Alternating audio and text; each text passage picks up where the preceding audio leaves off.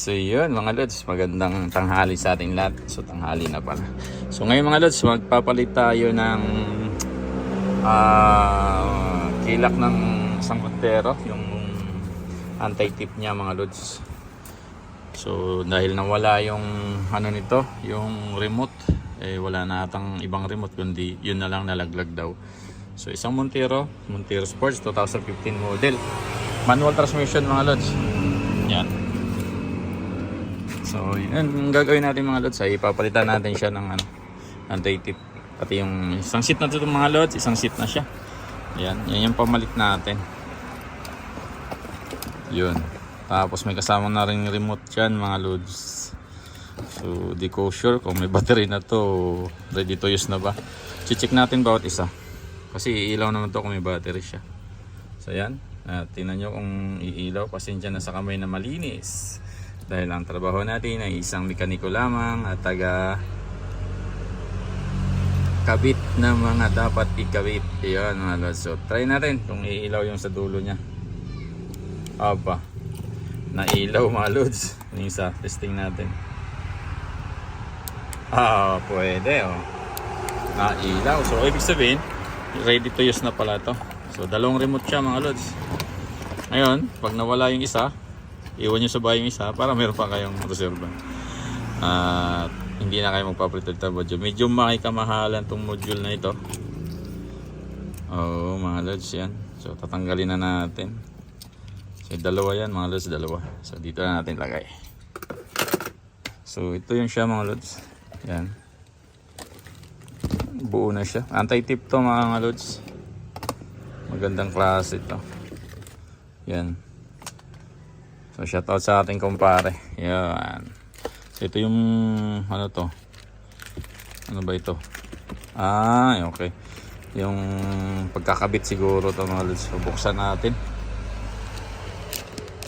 Ang tagahawak sige. Mitsubishi Motors Auto Security Lock. Ito yung mga auto nila. So Mitsubishi siya mga lods. Yan.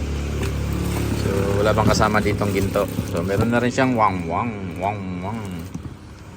Yan mga lods. So yun. Kakabit natin mga lods. So ang pagkakabit pala nito mga lods, dito siya. Nasa ilalim. So una mga lods, tinangay muna natin yung cover. May dalawang screw yan sa ilalim. Yan. So kung natanggal nyo yun, may mga lock lang naman yan. Yan. Lock lang siya. Tusok-tusok lang yan. Baka iba matusok niya. So yan mga lods. Ayan, nandito siya banda. Ayan. So yan. Ito siya. Asan na yun? Nawala na. Yun. Ito siya mga lods. Yan.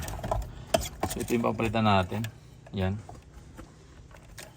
Ito yung papalitan natin. Pati yung mga wire na yan. Pares na pares yan mga lods. Tapos nilagyan ko muna ng tip yan kasi disable natin pala. Dahil hindi natin mapaandar. So may tip siya mga lods. Inipan ko muna kasi kinuha natin to sa bahay ng may-ari. Yun. Yan may mga tip. Para hindi mag-ground in case medyo malapit lang naman. Kaya lang mas sure yung hindi siya mag-ground sa body yung mga tinanggal natin kasi disable natin yan. Ayan siya mga lods. So yun, ito yung papalitan natin. Yan. Okay mga lods. So update ko kayo mamaya pag nakikabit na natin lahat yan. So yun, ito yung pamalit natin.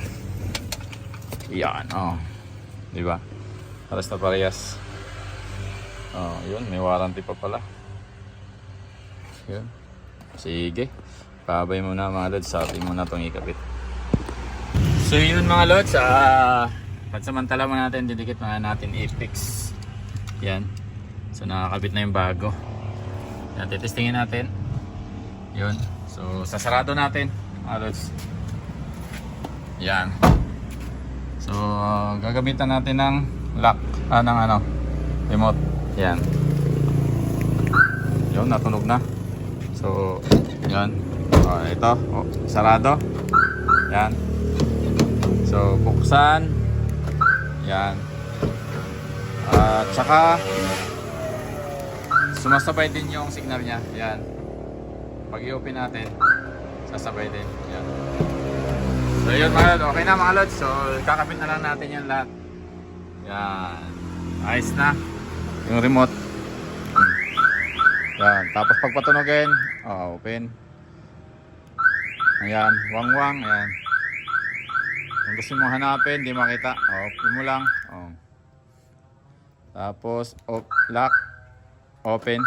Okay. Ayos mga lods.